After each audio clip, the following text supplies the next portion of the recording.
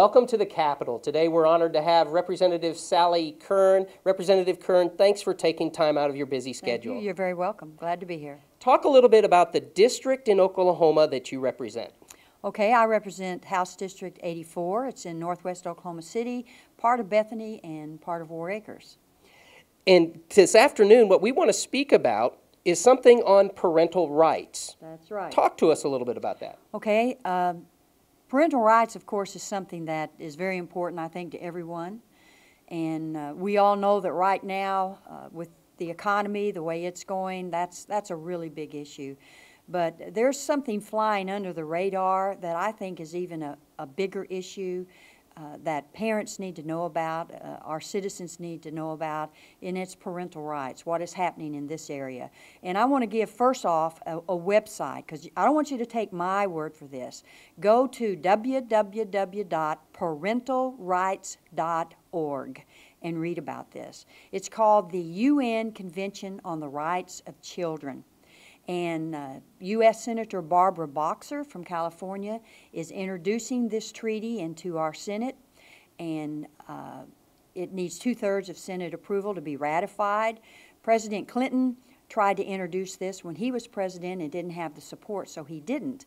But this UN treaty on the rights of children was first approved back in September, I think it was, or November of 1989, and all member nations of the UN approved it by the following year, 1990, all except Somalia and the United States. And now Barbara Boxer is reintroducing this treaty. And what this treaty does is it will completely undermine parental rights. Parents will not be able to discipline their children. There's a court case, and this is all documented. You can find it on the website I just gave you. Parents found out that their daughter was getting into drugs and beginning to run around and things like that. So they grounded her. She complained to her school counselor. Her school counselor said, you need to contact protective services. The child did. The child was removed from the home because the parents were trying to do what they thought was best for their daughter because they loved her. Another young man, and this is another documented case, complained that his parents were making him go to church too often, 3 times a week. And so he was removed from the home. And the judge said, that, well, the only way they got their child back was when they said, well, we'll just take him 1 time a week. So parental rights are being abused even now. If this treaty gets ratified by the United States, we as parents will lose the right to be in control, to raise our own children.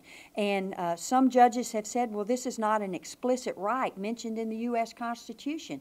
Well, I think this is one of the inalienable rights that our forefathers talked about.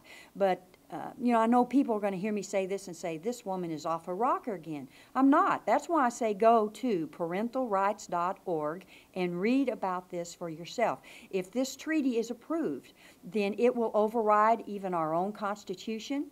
It will make us come underneath an 18-member committee that's over in Geneva, Switzerland, and they will choose what is in the best interest of our children, not parents. And this is really a very dangerous thing that's approaching our nation. It's under the radar right now because everybody is so concerned about the economy, which is something that's very, very big and important and affects all of us. But listen, if we as parents lose the right to raise our children, to rear them according to our own values, then this country is really in trouble. So I'm a parent of 6, as many of all of us are. Wow. Maybe not of 6, but a parent. And that is, it doesn't sit real well with me that I wouldn't be able to train and teach my children my views that I feel are philosophically right. As I understand what you're saying is that parentalrights.org, parentalrights.org. I can find some more information about this bill. But let's say, Sally, I find this information. Well, what can a small guy from Oklahoma do to try to help stop something like this? Wonderful question, Daniel. On this website, it encourages you to sign the petition. It encourages you to contact pass the information on to just 2 other people, and it's asking for $1. That's all, not $100, not $10, just $1. And then encourage those 2 people that you send the information to send it to 2 others, and on and on. Okay. Because this is an issue that really resonates with parents, with Americans, because that's a age-old tradition of this country, of parents being able to rear their own children. You know, children, they don't care who takes their money when they go to the candy store, the toy store. They're not too particular sometimes about who cuts their hair. But when they're hurting, when they're sick, when they want comfort, you know, they want that special person. They want their parent to be the one that's holding them and caring for them. No one can take the place of a parent. And studies show when you have parental involvement in the lives of your children, they are more socially adjusted, they make better grades, they tend to go on to college and even beyond, they are less likely to get into drugs. They need parental involvement. That's the way it was intended. And this treaty, the Convention on the Rights of the Child, will give the right of even leisure to a child. So, you know, you won't be able to say, here are your chores, you need to do them. It will give the child the right to say, I don't agree with what you're doing, and so then they will go and to the courts, and the courts will then decide what is in the best interest of the child, not the parent. The child no longer will be able, you know, a lot of parents like to opt their children out of sex ed classes. Well, according to this treaty, that is not in compliance with this treaty. You will not have the right to do that.